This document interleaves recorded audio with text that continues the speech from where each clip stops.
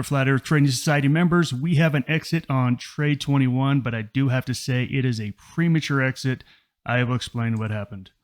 If this is your first time at Flat Earth Trading Society, what we're doing is we're picking random stocks with random methods, and all we're doing is doing position sizing and position management rules, where we sell losers and hold winners as long as we possibly can. So we do have an exit on trade 21 of PANW. Now, we had just moved up a trailing stop, because it had reached our first profit target. So if you've seen the previous videos about trade 21, the stock took off yesterday morning, made the new high, went well past our first target. So I canceled the trailing stop and I just put in a regular stop because we didn't get there in time to really maintain our stop amount. And so I put in a regular stop, said, hey, this is where the trailing stop would have been. And I said, if we make a new high, I'll go in and put in the trailing stop again. That's exactly what happened today. Let's go into the account so we can see all the orders that happened. So down here was the first stop order that we put in yesterday. We had a stop at 252.33. We'd calculated that's where the trailing stop would have gone to. And I said, if we make a new high this morning, then I will go in and put in the trailing stop. And you can see that PANW did make a new high all the way up to 264.25. So when it made a new high this morning, I went in and said, hey, let me cancel this stop order and let me put in a new trailing stop of $9.55. For some reason, that order got triggered a couple of minutes later. I don't know why. It makes no sense. I have a ticket into Interactive Brokers.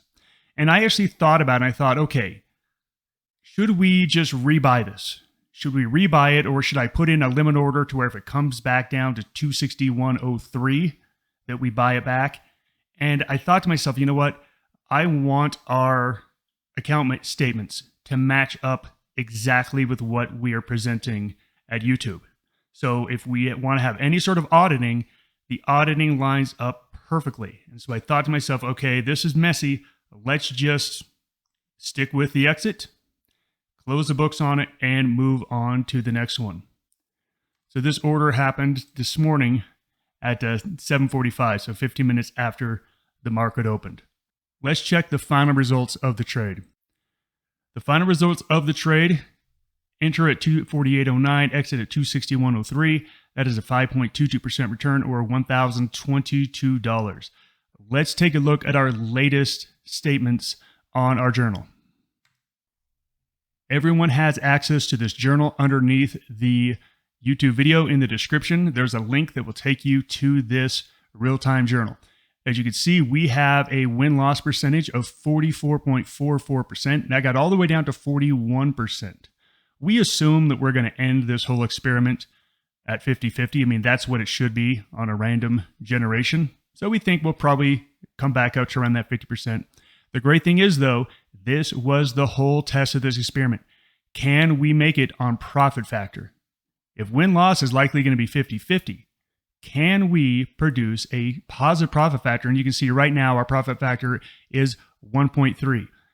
After the first couple trades, remember, this profit factor was up to 4.5, 4.5. And I said, there is no way it's going to stay at 4.5 profit factor. And I was right. I was absolutely right. So here we are back down into some reasonable areas. We still have about 4 trades open. 4 trades open at the moment. So we'll just keep trading and see what happens with this crazy experiment. That wraps up trade number 21.